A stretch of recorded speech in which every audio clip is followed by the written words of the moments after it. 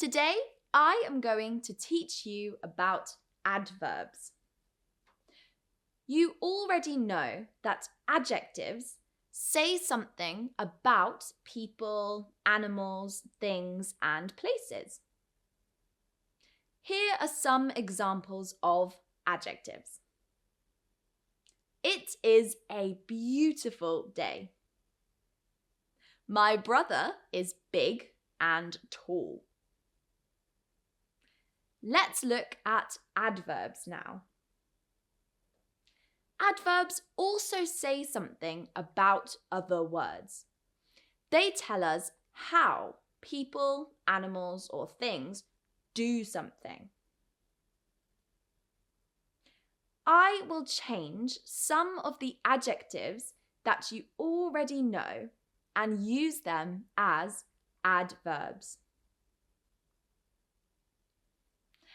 James quietly walked to his chair.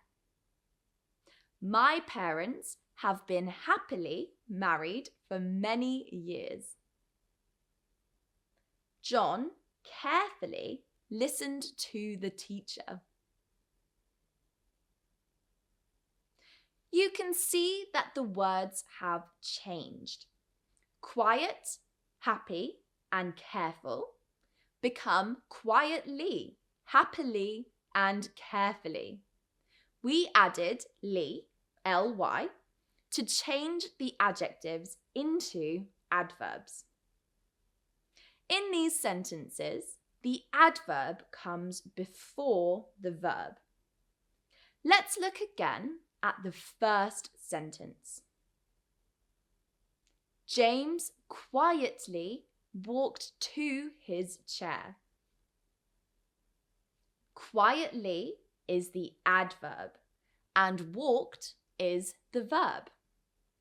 The adverb says how James walked to his chair. He did it quietly. It is extra information about the verb.